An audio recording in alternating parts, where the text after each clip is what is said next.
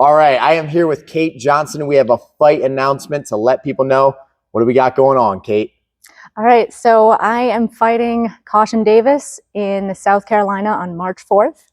So now you've already had two MMA bouts in your career. You know, leading up to your MMA debut, you were super nervous. You were like, I don't know if I can do this. You had a spectacular debut that you won. And then you went down to Florida for your second fight. And you, again, were able to finish by submission. Very impressive. Great guillotine. You know, you were able to show some of your striking and a large variety in your skill set. What does it feel like now going into a third bout? You're a little bit more seasoned. Are the feelings the same? What's different?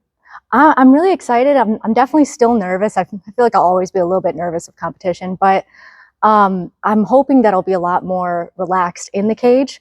The first two fights were just kind of chaotic, and I feel like I didn't really know what was going on. So I'm hoping that this time I'll be able to settle down and really showcase what I've been working on. So now you've taken a little break between the time that you've competed last. What have you been focusing on your game, or like what has been the focus of your training? Is it just all around improving? Is it the mental game? Is it the physical game? What have you been doing in the time off? Yeah, doing a lot of kind of working on technical stuff. I did take some time just completely off during the holidays to kind of rest and, recoup, kind of heal some knee injuries that I had earlier in the year. So that was really nice. I feel like I feel very invigorated coming back and kind of hungry to get back out there.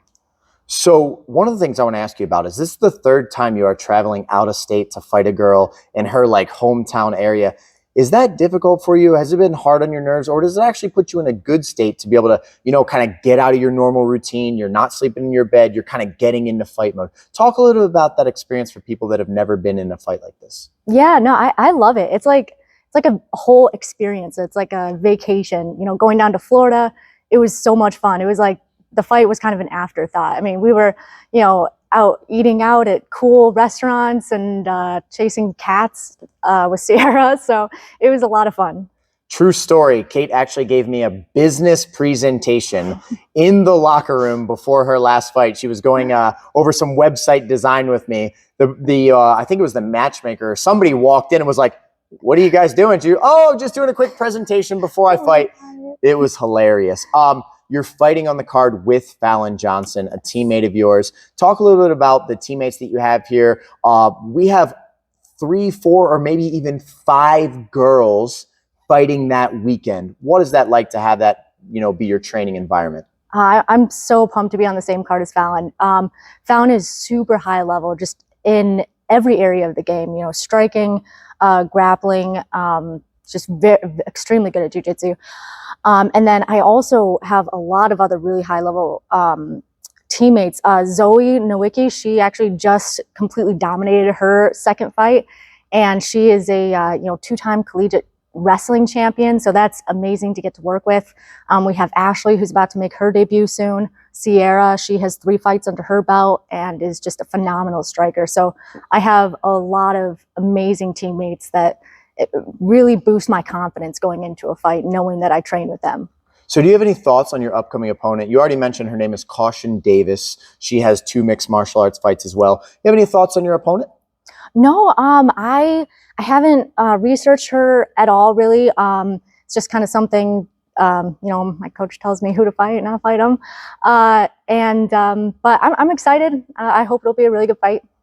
So the last question I wanted to ask you is, what is your family's response to Kate being the cage fighter? Because you had started with a little bit of Taekwondo and you had done some martial arts and you've done a wide variety of marathons and other things. But I feel if we could go back in time and run into the 16-year-old Kate and say, hey, one day you're going to be an undefeated cage fighter, you would have never believed it. But now, I can't wait to see how far you can go. What does your family think about you being involved in mixed martial arts? What is it like for you? Is it surreal that you're now going into your 3rd cage fight and you've been successful in both of your first 2?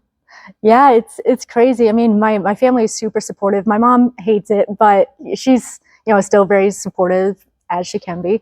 I honestly never thought I would be anywhere near this. I was always terrified of competition. In fact, I would break down crying when I was in gymnastics, and Taekwondo too. It was terrible. So actually being able to step in the cage is that's a win for me.